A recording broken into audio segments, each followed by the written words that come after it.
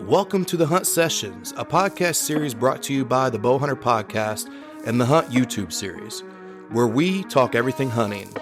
Let's go.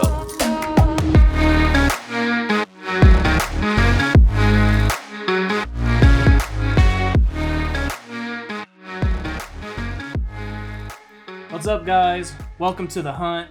This is Jan Segato sitting down with me. He was running the Bowhunter Podcast, and you want to talk a little bit about that real quick? So, started the Bowhunter Podcast back in 2019. I believe it was May. Ran it through September till 2019 white deer season started here in Illinois, and kind of got busy with that, so put it on hold. Got with a new team, Nikko, Drew, Aaron. We're doing the Hunt YouTube series, and we've decided to bring that to audio version as well as some video along with it, and we call it the Hunt Sessions. So this is the beginning of that you're seeing now. We're going to go into, if you're listening to this or watching this, you've already heard that we've made the transition, and we appreciate you guys watching. So I'm real excited we got going on. Nico's got some pretty cool stuff lined up for us today. This is more his subject matter, so I'm kind of his guest playing co-host, and he's going to take the lead. Right on. So we're going to talk about arrow setups this year. Both Jan and I were able to take some stud bucks this year, but our archery setup differs a lot. So we're going to sit down, kind of talk about arrow build and stuff like that, because whenever you've got your rifle and your rifle hunting, you got all your different bullet builds. Well, your archery hunting, to me, the most important thing is your arrow, because that's actually what's doing the killing. And feel free to, if you got any questions or whatever. Oh yeah, I'll jump in whenever I see fit. But so first thing I want to talk about is weight. And what a lot of people are going to nowadays is a really fast arrow, really light. And that's not necessarily bad with a lot of today's modern archery. But as you move to something like a traditional bow and stuff like that on lower poundages, what you actually see is people shooting up to higher weights. And the reason for that is whenever you factor in your, what type of penetration you get, your kinetic energy, that's going to be your mass times your velocity. And your velocity is already the bigger number and your mass is your smaller number. So if you can double one of those numbers in the equation, you're doubling your output, right? Well, you're not going to double 300 feet per second on a bow. Right. But you can knock that down by, 20 feet per second. Be shooting like 280, and you can double that, your how much your arrow weighs, and you're getting twice the amount of kinetic energy, Yep. But, and then still, a lot of people are worried about how soon that... I'm going to pause you right there because you just used a lot of science lingo.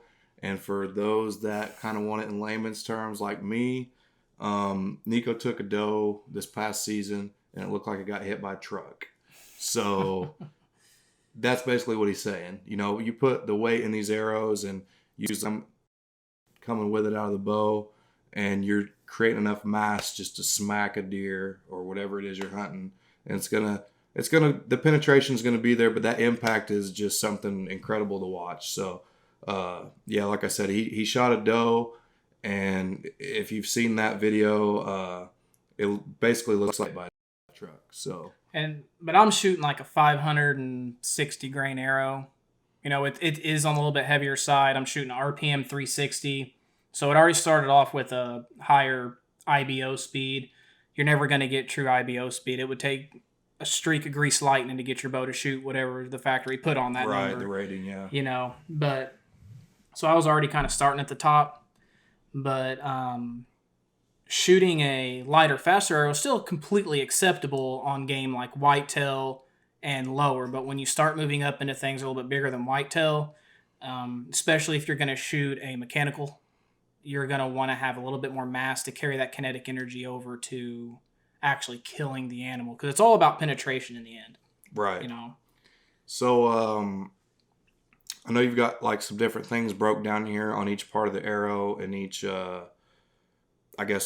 specific thing that it delivers through the process. I think the best way to explain this would be to just kind of go through your arrow. Yeah. Start with the broadhead, kind of go all the way down through the nock. Okay. So I'm shooting a 200 grain Valkyrie archery broadhead. It is a 3-blade broadhead, A2 tool steel It does have a center pin. The pin comes down about yay far into the arrow, and that's to reinforce everything, because when these hit, they grab, and the penetration on these is insane. But there's a lot of kinetic energy and momentum stored up in these in the front half of the arrow. So if they hit and there's any torsion in your arrow, the rest of your arrow, there's a lot of problems of them snapping. Yeah. And when they fail, typically they fail in this first inch or so of the arrow. So they've got a nice little collar and a center pin in there. So this is all super reinforced, very stout. The top 1.5 inches, 3 inches, if you include the broadhead, it's just a solid piece of equipment. Then I moved to the range shaft. These are what you would consider match grade, 0.001 tolerance, and 250 spine. When you're shooting a really heavy tip like that, you've got to have a heavier spine to keep up with that. On the back side, I'm shooting 4-fletched. These are the new Boeing 1.4 inch vanes. They're a quarter of an, or two quarters. Yeah, they're half an inch. They're a half inch tall by 1.4 inches long.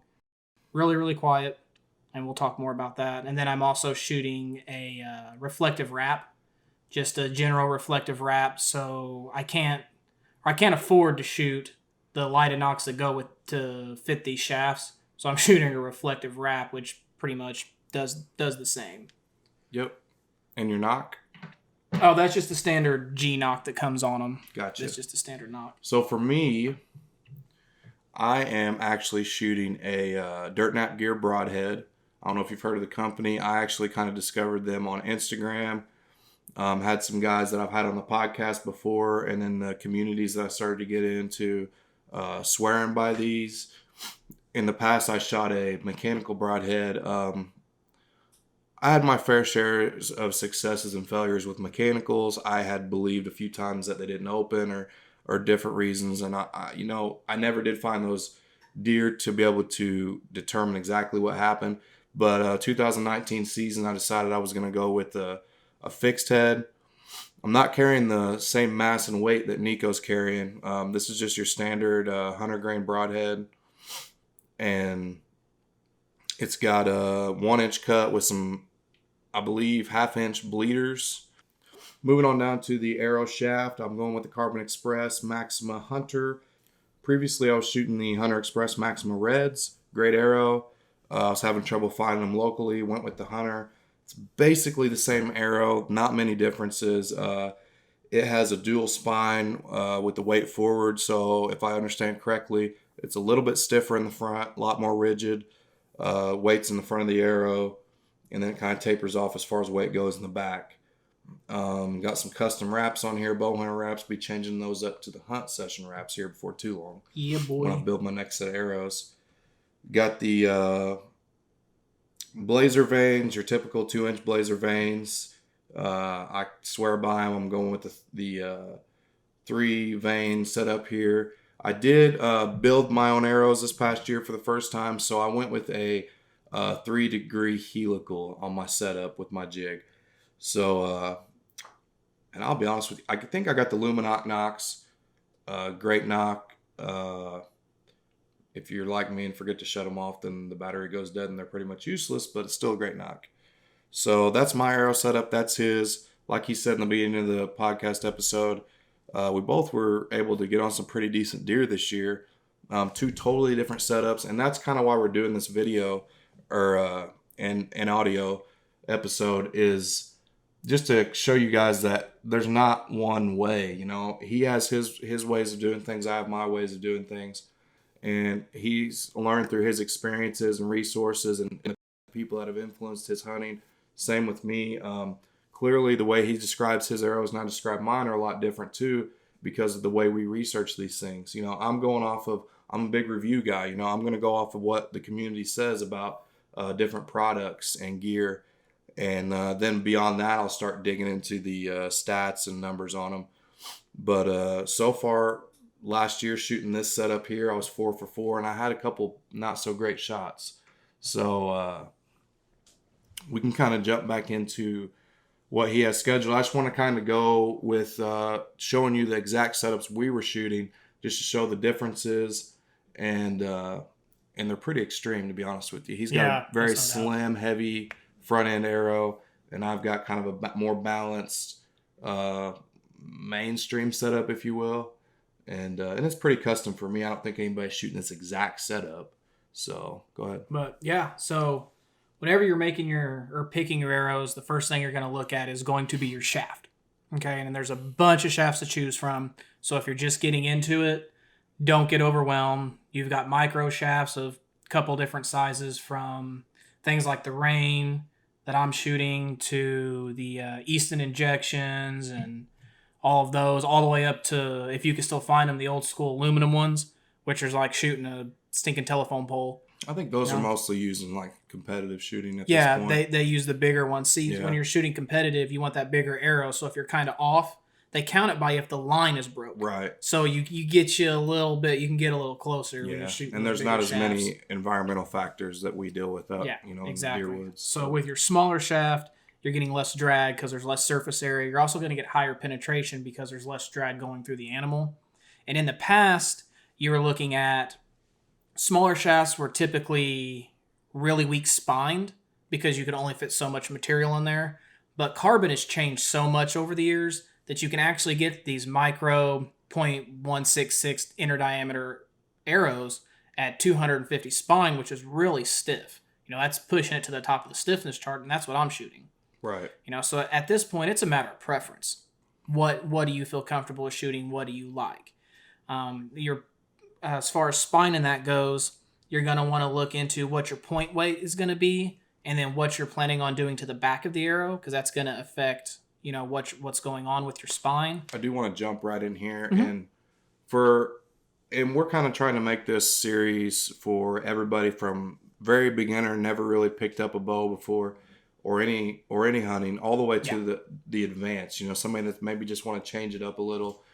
And so for the more beginners, and I've spent a lot of time in the woods, and so I feel like I have a good amount of experience in the short amount of physical time, as in years that I've been hunting.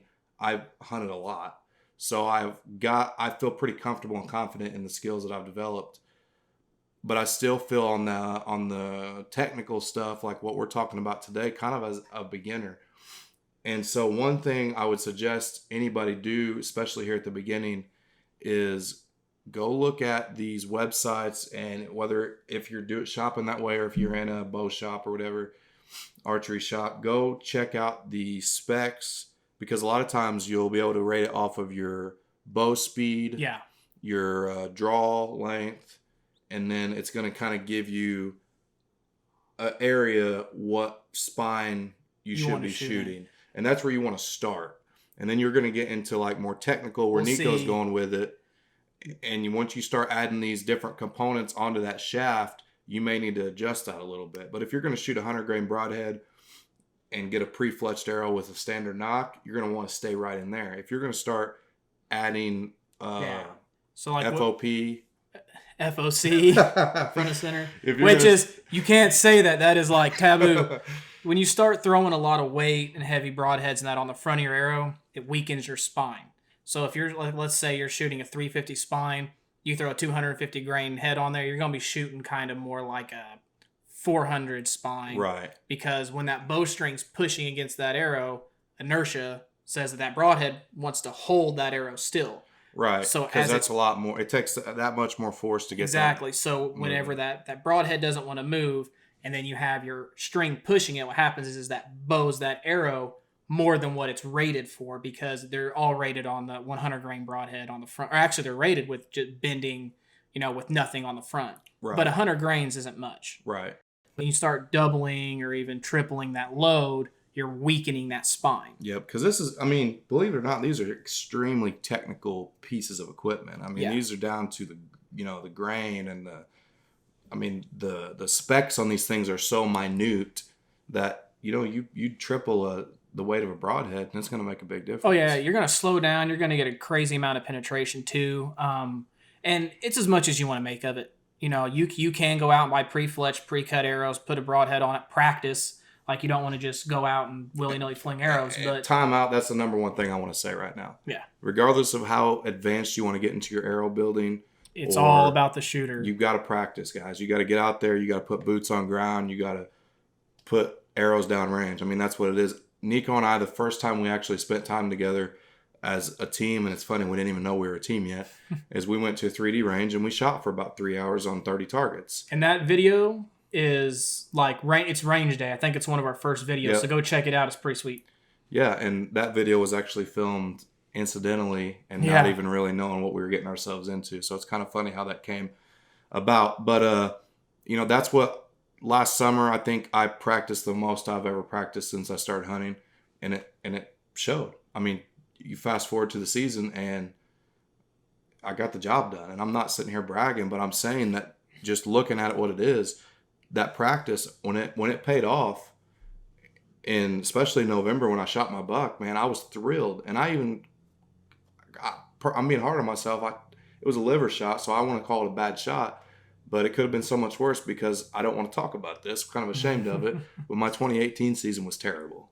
And I spent 0 time outside before that practicing up until maybe a week before season. I missed several deer. I managed to actually get a deer with a firearm. So I did get a little meat in the freezer. But as far as my bow goes, I knew whenever it came around to 2019 season, something had to change. And I know I'm kind of getting away from the conversation, but I think it's really important to have a takeaway. If you don't take anything else away from this, take away practice. People really get fixated on is what head are they going to use. I personally am a huge fan of fixed blades because they don't fail. You don't have to worry about blades not opening. If you get a good solid head like Iron Will, or even some Muzzies have replaceable blades. I know that what are they called? Magna Stingers. Super popular. Slick Tricks, great heads. You can change the blades on them. The Valkyrie system, great heads. This one that I have here, I killed 3 out of my 5 deer with this year. Haven't had an issue with it. I'm going to resharpen. I'm going to reuse them next year. Expandables are great. Big holes. That's a big thing too. Your entry and your exit hole. And I think, just to jump in, I think that's sexy for a lot of hunters. It is, that big old blood trail. I mean, you see those big, the rage in the cage type thing. Yeah. You're like, man, look at that freaking entry wound. Look at that exit wound. Yeah. I mean, if you put a 2-inch hole in something, it's going to bleed. You got to kind of do your homework, and I'm not going to bash I'm not going to say whether one's better than the other. It's going to be everybody's personal preference. Shoot both. Mm-hmm. Hunt with both. Find out what you like better. Everybody's style is a little different. Everybody's bow setup is a little different. I choose to go fixed. You choose to go fixed. That's fine. You guys want to go mechanical. That's great. Just make sure you explore and research and find out what works for you. Exactly. But yeah, when you see those big giant holes that those mechanicals leave because they end up being like a 2.5-inch cut by the time it's all said and done, you're like, man, nothing's going to walk away from that. And 99% of the time, nothing's going to walk away. If that hole's in an animal, it's not walking away from that. No. But every one of them has their pros and cons, and I just wanted to jump in and share that. I think it's our responsibility to be fair about it. Yeah, without a doubt. I mean, each have their pros and cons. When you go with something like a fixed blade, you're going with the smaller diameter. Even if you have 3 or 4 blades on it, you're going to have a smaller initial hole.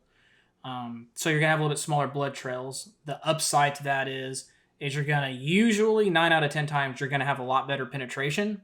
You're going to have more momentum retention once that arrow leaves the bow. So when the arrow actually hits the animal and it breaks the skin and enters, you're going to keep more of that momentum versus a broadhead when it hits. You lose some of that when those blades pop open because it takes a little bit of energy to open them, so you lose that as you're passing through the animal. And that's just something you have to take into consideration whenever you're, picking your broadhead. What are you hunting? If you're hunting bear, personally, I would shoot a mechanical over a fixed because bear have skin like a cat. You pull they have that scruff and it's kind of slinky. You shoot a bear, he takes off running, that skin's moving and covering in that hole. I want as big of a hole as I could put in there. Right. And bear don't leave blood trails. Right. So I want as big of a hole as I can put in that thing. I would shoot a big expandable, kill zone, rage, something like that. You go with something like an elk or a moose, thick hide, big bones. I want that super heavy fixed blade. Mm-hmm. That's what I'm looking Want that for. penetration. Yeah, it's all about that penetration. Then you then you have you also have two different styles of tips that you're gonna look at. You have cut on contact, which is what you're shooting. It's a blade on the tip. Yep. Which always has more penetration than what we call a trophy point, or some. They all have their own names. Right. The trade-off is that trophy point is usually more robust. It's not going to have chipping or really bending per se, whereas a cut-on contact dulls. Well, it's just like before we started, you were looking at my broadhead and you were like, did you already shoot this into something? Yeah. I mean, it's just a little thin. It's surgically sharp. I mean, it's sharp. Yeah. You don't want to just grab that thing with your bare hands. Whereas yours, just even looking at the two side by side, like yours is, I'm like, well, that thing, I know it's sharp, but it doesn't really look that aggressive. Yeah. Whereas mine, I'm like, man, that thing's going to slice me open if I grab it. Yeah, exactly. That being said, it's extremely thin, especially on the edges. So, and it's for a reason, it's as soon as it touches something, it's going to go through it like butter. In which that's great for soft targets. So when you've got a vital shot or something like a whitetail or something that's a little bit softer than, a moose or an elk, that cut on contact is awesome. And if you avoid ribs, you avoid the shoulder, you're always going to have more penetration with that cut on contact. Where the bonus comes in for the Tonto tip or whatever you want to call it, they all have, like I said, every brand has their own name. That point not being like reliant of cutting does really great with breaking bone and moving bone out of the way because it doesn't grab. Like if you cut with a knife, it grabs when it cuts, That tip's not grabbing anything. It'll skirt a rib. It'll kind of get out of the way of a shoulder, or it will go through that shoulder. Right. And then you're not losing that cutting tip that's making your entrance through the rest of the animal. So that's something else you got to take into consideration too. Do you want to go with a cut on contact tip? Some are replaceable. I don't know about now, but the original Rage, you unscrew them, toss it, put a new one on there. That was something that was really nice and I liked about them is you could change that cut on contact blade. Another thing is that a lot of the expandable blades are a little thinner. So you will get bending and stuff like that if you hit a rib and you do lose some momentum there. But again, you're having those huge holes.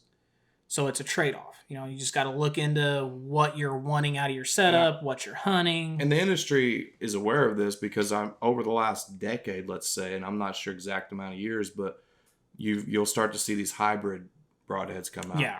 Like the example that comes to mind for me is the Rage hypodermic with the chisel tip. Yeah, that's what they call chisel tip. Right, because it's got trophy tip. It's nice. It's stout. It's a really hard steel. Mm-hmm. Not going to dull on an animal. But then when you buy a pack of 3, you're going to get your 3 broadheads with the chisel tip, the hypodermically, literally surgical, sharpened blades, and then you're going to get some replacement blades. Yeah. Because what you just said, combine all that together, they want you to have what you're saying, be able to break some bone, and then at the same time, here, go ahead and replace these blades because they're probably not going to last through that. Yeah.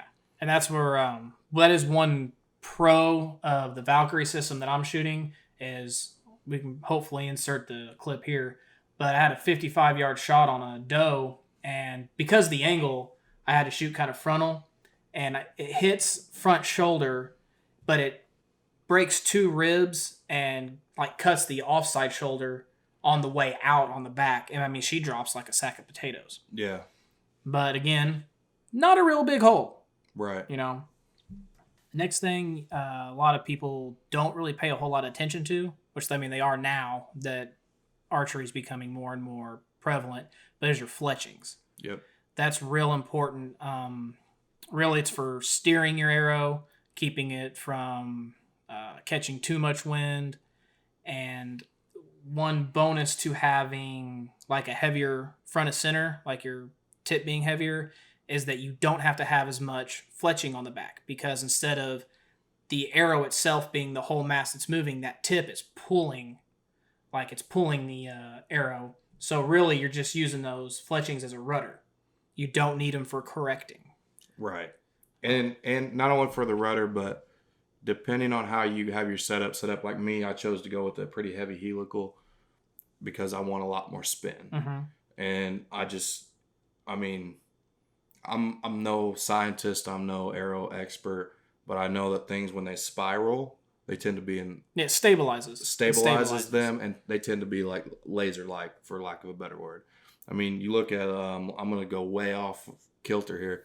A football, they don't throw a football without a spiral for a reason. Yeah, you know what exactly. I mean? Because when it's got that spiral, it's aerodynamically going to move in a straight line at its furthest, with its most velocity at its furthest point. And the same goes with an arrow. And there are exceptions. You know, there's different reasons to not have such a heavy helical, but you're going to have a reason. It's just not going to be like, well, I like mine 3 degrees. I like mine none. Yeah, like if you're shooting indoors, I'm doing as low profile or as big profile as I can shoot. If I'm indoors, no cross breeze, I'm shooting big ones, and I'm shooting long, and because there's no crosswind, Right. drag doesn't matter because, I mean, I can just a target's not moving. Right. You know, speed is irrelevant. So I'm gonna get the most steering, the most stability in that out of that type of setup. Now, when I'm hunting, I'm shooting 4 very short, very small fletchings. They're quiet. They're small, so they're quiet. I have a heavy tip, so I don't need a whole lot of steering. And 4 fletchings is just cool. So, like, you gotta stay cool. It's gotta look cool, or you ain't shooting it. Da, da, da, da, da. It's the one and only Digo Double G. Snoop Dogg. But after that, really, you're just gonna take into consideration what nocks you're wanting to shoot. And I think nocks is where you can kind of have a little fun with it. It is, but they are like super important too. Oh, they are for sure. But I mean, a lot of these guys, especially hunting whitetail specifically, because that's what most of my experience is in, are going to lighted nocks. You know, because the worst thing you want to do is not be able to find the arrow that you have anywhere from $20 to $50 in. Yeah, if not more. Like yeah. You. Yeah, I don't want to talk about it. My wife don't talk about it either. It's worth it though. I love these things. So go ahead. I mean, with the nocks. Nocks. Yeah. So you're gonna look at nocks as far as it's not just something that holds your arrow onto your bow. It's also what is going to release your arrow from your bow. So if your nock has too stiff a hold on your string, you can actually get a little bit of a wobble when that arrow first comes off, and you have to leave that up to your fletchings to overcorrect for that wobble coming off the bow. But then you don't want your nock so loose that when you're pulling it back, it falls off the stinking string. Right. And when you start adding things like lighted nocks, you got to look at that's adding weight to the back of your arrow. So that's actually going to stiffen your spine. So if you're shooting a heavy broadhead, you might be able to throw a lighted knocker and a wrap on there, add a couple grains to the back, and actually bring your spine back into it. But that's something we could talk about at a later podcast if you guys are interested. We could go into depth about this. This is just kind of a general overlay on our setups and what we think and stuff like that. But I would definitely, if you have the ability to, shoot a lighted knock, because it's awesome seeing that laser beam just especially if you're doing any type of filming, you know. Oh, yeah. Be able to go back and see exactly where that arrow hit. Because a lot of times in low light situations, you got arrows you really just can't see. And you might see impact just based on the animal. But it's really nice to be able to go say, oh, man, you know, I was a little low or I was right on the money, because you can see that lighted knock pass through. One more thing. You jumped on Facebook. Yeah, so I put out that we're starting our little podcast, and I wanted to get some people, you know, interacted with it and that. And I said that anybody who could come up with a pretty decent question just to ask us, we're going to give away a hat. So Cody Thomas, let's see where he said he's from. He lives in Alaska. So congratulations, Cody, you get a hat. If you're watching this, go ahead and shoot us another message, or I'll try to get a hold of you here pretty soon, and we will get together and I'll get you that hat. But here's his question. He says, I'm not sure if your focus is on whitetail or what, but I live in Alaska, and I'm always wondering what's the best for big-boned animals. I've shot moose, caribou, black, and grizzly bear with his bow. He draws 80 pounds because he's a beast. Yeah, that's... What he'd like to hear us discuss is knowledge other than him. Where is the line where your arrow gets too heavy and you lose energy? He's shooting a stiff arrow with a 124 grain 4-blade. He's never weighed it, but he shot through a chronograph at 278 and wanted to know if he could lighten it up and gain more energy with speed or shoot a heavier arrow like an FMJ, Full Metal Jacket. Those are Easton's aluminum carbon mixed arrows. And get better penetration even though it's slower. The only time I've seen a pass-through was when I hit the shoulder, or the only time I haven't seen a pass-through, is when I hit the shoulder on the other side of a caribou. The broadhead poked through the bone, which was impressive. Great question. Lots of information. Yeah, so really, until you start reaching 1,000 grains, and there's a great, I'm going to push this off to another guy too, but there is a DIY hunter on YouTube, and he actually did a full graph on this. And when you're shooting 70 pounds, until you hit about 1,200 grains, you don't lose kinetic energy. You continue to gain kinetic energy over feet per second on your arrow. Then it kind of plateaus off for about another 250 grains, and then it's a sharp drop. So I would definitely check his video out, but you have plenty of room. And we will put a link to that in the description. Yeah, we'll find it and put a link in there. But man, you have plenty of room to bump that arrow weight up. If you're shooting a 125, I'd go with a little bit lighter, stiffer arrow. Personally, if you're wanting penetration and you're not worried about putting a huge hole, I'd go with an arrow that's probably somewhere between 9 and 9.5 grains per inch, depending on your draw. I'm just going to assume you have a standard 28, 29 inch draw. We're going to look at about 9 to 9.5 grains per inch. I would put 250 grains up front, and then that's going to, having consideration for your lighted knock and a wrap, that's going to put you at just over 20% FOC. Debatable on who likes that and who doesn't. I understand that. But for penetration, that type of setup is going to be amazing. Out to 50 yards, 60 yards, you shouldn't have any problem penetrating both shoulder blades with that setup, assuming you go with a good stout blade. I would recommend looking at Iron Will. I, of course, like Valkyrie. Day 6 gear has some really good fixed blades, and so does... There's another one. I can't think of it right now. I'm sorry. I will put it in the description, but it is a 2-blade bevel, or single bevel, no bleeders, and they have really, really good reviews for breaking bones. And if you were going to go that route, if you're looking at gaining more penetration, that's about the best way. If you're going to want to gain more speed to get penetration, you're going to have to go wicked fast, man. And I mean 75 grain head. You're just, in order to get that arrow to carry the momentum for the penetration that you're wanting, you're going to need to stack up the weight, because I know it's a little bit technical here, but the more mass you have, the more capability that arrow has of retaining the energy from the bow. If it's so light, there's only so much matter in that, so it can only contain so much energy. So you bump that weight up, and you can keep more of the energy from the bow. Hope that answers your question. There was one thing I would like to add to it. There's one thing you were a little uncertain of involving your arrow weight, and that was the overall weight. Yeah. If you're going to kind of go ahead with this experiment of seeing how far out you can push this, grab you a little scale that's made for arrows, set one on there, see where your starting point is, where you're at now, and then build off of that. That way you kind of know exactly where you're at now. And that's just my input. He's the guy that's really kind of answering your question. I'm just giving a little piece of advice. I hope we helped you out on this. We look forward to seeing how it goes if you decide to make some changes along the way. Yeah, and just for instance, I'm shooting, like I said, it's just about 550, and I'm shooting 275 feet per second. So I'm right about where you're at, and I'm having full pass-throughs on whitetail through bone and not stopping through anything. I actually had an instance where I shot a doe. First time I was hunting out of a blind, believe it or not, first time. And I drew back. I didn't take into consideration the fact that my arrow sits lower than my sight does. And I shot through the blind. So the arrow, actually, the bow had to push the arrow through the blind before it even left the arrow. Or the bow. But before it left the bow, still had full penetration on a doe at 30 yards. Nice. Yeah. Well, guys, that's pretty much going to wrap it up for us on this episode.